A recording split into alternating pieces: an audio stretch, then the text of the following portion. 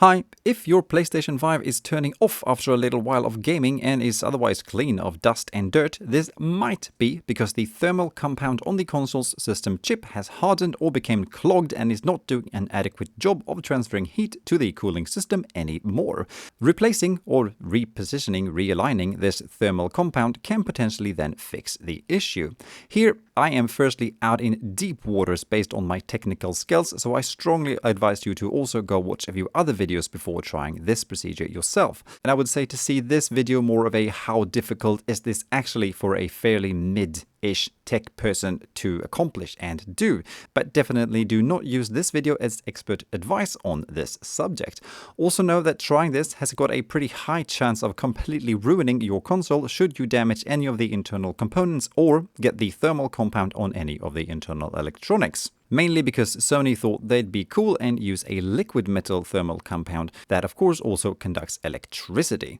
So now you have been warned that following these steps is completely at your own risk to perform and might potentially damage your console beyond working order should anything go wrong. Sweet, let's get into it. First, what we need here is a normal Phillips screwdriver as well as a Torx T8 Security 1. We also need some new liquid metal cooling thingy. I bought this one from Thermal Grizzly called Condonoct Extreme Liquid Metal Compound. You also need quite a lot of patience, some paper towels, cotton buds, and some isopropyl alcohol to clean off the system chip and the heatsink. Sounds easy enough. Right, let's go. This is a PS5 standard disk drive version. Exact model number is CFI1116A. And if you got another model, I'd recommend looking up a video specific for that one. Or again, just use this video for reference purposes. Now, we begin by removing both sides of the console by lifting and pushing them downwards from the upper back corner on the respective side. We then unclip the little air intake thingy on the side. After this, we're going to get out the fan. This is done by first removing the little protective strip covering the plug up the top, after which we then use the Torx screwdriver to remove all of the fan screws. A tip here is to keep the screws in the fan and the fan grill so you don't forget where they go. Then we just unplug the fan and lift the whole thing out of the console. At this point, we also unscrew the Phillips screw holding the SSD expansion lid in place. Next, we're going to unscrew all the visible screws alongside of the console. Here I highly recommend just loosening them completely and then letting them stay in their respective hole so you don't have to worry about where which one of them goes. Here we also carefully disconnect the little cable up the top for the optical drive to get it out of the way before proceeding. And then everything kind of comes apart. Here also though, be extremely careful not to break the flat ribbon cable connecting the disk drive to the bottom part of the console. This needs to be disconnected to be able to get the halves separated. Getting this out is basically just a matter of slightly pushing down on the metal part on one side of the plug and then nudge the cable out from the other side. Next, we disconnect the two antenna cables and the other flat one up to the left that basically just snaps out.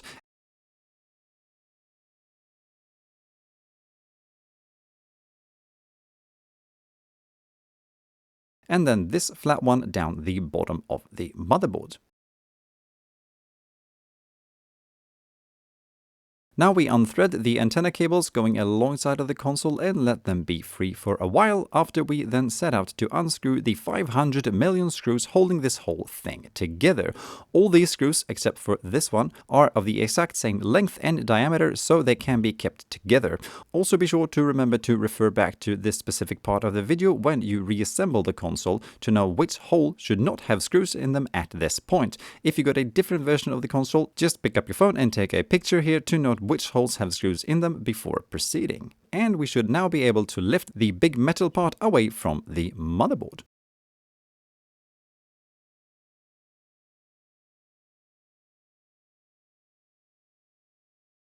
Alright, moving on. We then need to disconnect the front panel connector by again just pushing down on the back of it and then nudging out the plug from the other side. And then when we think we are done, we are not. Instead, we flip the console over and remove these two screws from the back as well. Then we flip the console back and we should now be able to lift out the motherboard from its casing. Okay, now we're getting somewhere at least. From here, we need to remove these black Phillips screws holding the heatsink pushed against the back or top maybe of the motherboard. And then this little white, silver, whatever it's called, also needs to go.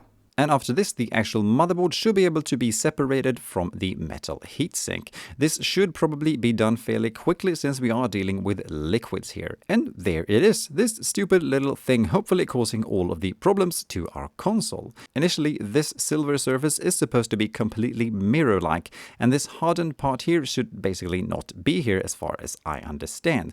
So what I'm going to try and do is to firstly use isopropyl alcohol to clean all of this old liquid compound off of it. To do my best here also to avoid splashing any of it on the motherboard, which will most likely break the console for sure, I'm also just going to lay out some paper towels around the system chip here to avoid that. Then it's a matter of carefully cleaning and wiping to get as much of the old compound as possible out of the way. There will be some still stuck to the sides, etc., but that should, as far as I understand, be okay. Just be super sure here to not get anything on the motherboard and as little as possible on this foam protector around the system chip. Then it's time to apply the new liquid compound. Here, before you do anything, open the packaging up, read the instructions, and do a few test squirts on something else, because if you push this too hard, it'll just go everywhere, and the actual amount needed is very, very little. Of course, here, since I was super stressed that I was going to ruin something, I forgot to press record on the camera, so I basically only have footage of me cleaning the chip, and then the next part it's looking like this with the new liquid compound on it.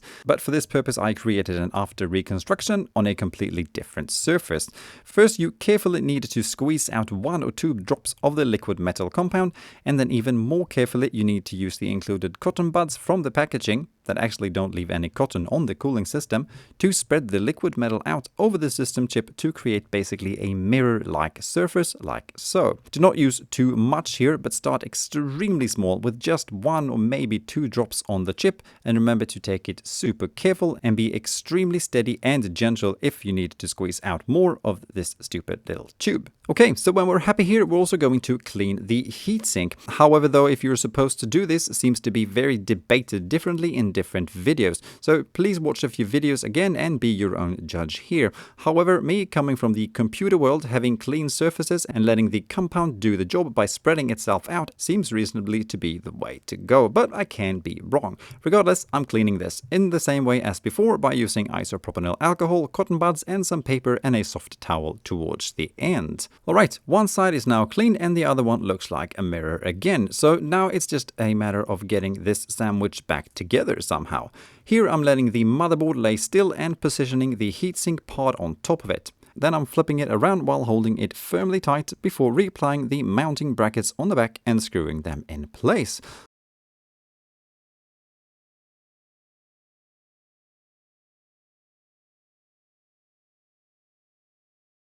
Alright, feels good for now.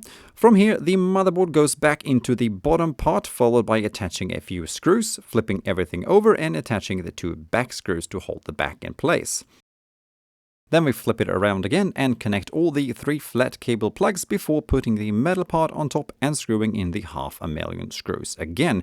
Be sure here to put the screws back in the correct places, otherwise you are going to have to go back and reposition some of them to be able to get the fan and cover back on. Just like I did, however, I did not include this in the video.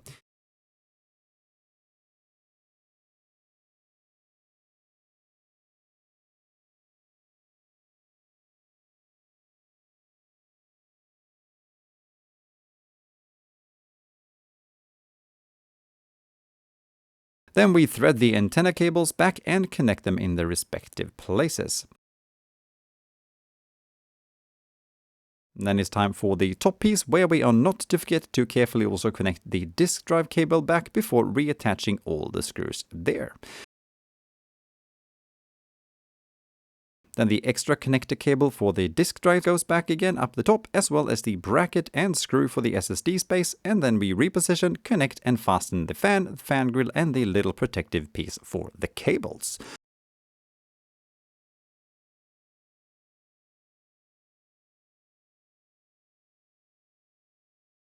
Lastly, both sides are snap-backed on and we are done. Phew! Alright, well that's about that. Hopefully your console, if you dare to follow this guide, is now back in working order. Please though share any thoughts or questions in the comments below and I'll do my best to answer them. Thank you for watching. Bye!